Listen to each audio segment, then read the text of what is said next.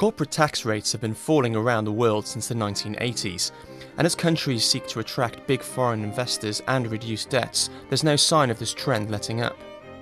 The UK just cut its rate again to 21% compared with US rates of up to 35%, and that's fueling demands for reform in the US. So the global corporate tax race has begun, but will it be a ruinous race to the bottom? It's not obvious what's going to stop this trend. The question, is this ruinous, is one which people have mixed views on. To some extent, if you can lower your tax rate and broaden the base, you can still collect the money, and corporate tax, a very distorting tax, will do less damage to your economy. But we're into a realm where it's increasingly difficult to broaden the base to compensate for these rate cuts.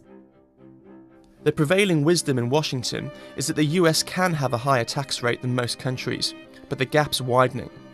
A lot of businesses in the US would like to see the country adopt a similar approach to the UK and Japan, both of which moved away from a worldwide system where multinationals are taxed where they earn their profits, to a territorial system which doesn't tax overseas profits. Reducing the US tax rate would certainly make the US a more attractive place in which to do business and to earn your profits. The US taxes the worldwide profits of its own companies, so an American multinational making profits in the rest of the world is in principle still taxable in the US on those foreign profits. However, it doesn't actually tax that foreign profit when it's made, but only when it's repatriated to the US. So it's to some extent mitigated by the fact that actually the choice of whether to repatriate those profits to the US is a choice of the company. And by and large, actually US multinationals try and keep their profits out of the US in order to avoid that additional tax. There was a public outcry here in the UK when it emerged that multinational companies such as Starbucks were able to pay just a fraction of the tax paid by British companies. Some consumers threatened to boycott its coffee shops, so Starbucks eventually volunteered to pay the taxman an extra £20 million. But should a company be blamed for minimising its tax bill? Sir Martin Sorrell doesn't think so. The chief executive of advertising group WPP recently said corporation tax is a question of judgment, and that a company's tax return could almost be seen as part of its corporate and social responsibility statement. That particular take on corporate taxation doesn't go down well in some quarters. The current framework of rules for taxing multinational companies is not fit for purpose. We need to move to a new framework of rules for taxing multinational companies, which takes account of the fact that a very large proportion of their global profits are now being shifted offshore through intellectual property rights and intangible goods, intangible services.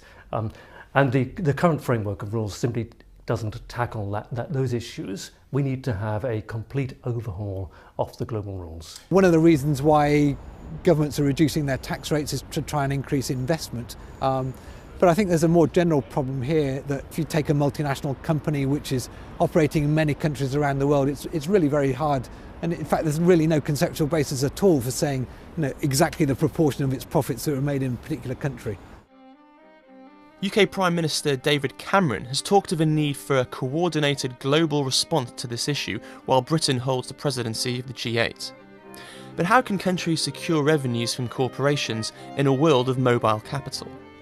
There is agreement in the international community to fight against what we call base erosion, the fact that companies may try to plan in such a manner as the base would be reduced dramatically, the profits would be shifted to low tax jurisdiction or offshore jurisdiction with zero tax. And there, the G20 has followed an initiative by the OECD that we launched in the spring earlier, which aims at fighting base erosion and profit shifting. The OECD wants international tax rules to be revised in a multilateral context, and it hopes to have a global action plan on corporate tax in place by the summer. But with companies still trying to reduce their tax bills and countries still engaged in a race to offer the most competitive tax rate, it won't be easy. And if the US does indeed lower its corporate tax rate, it may need to make it harder for companies to shift their profits into low tax jurisdictions. Daniel Garahan, Financial Times, London.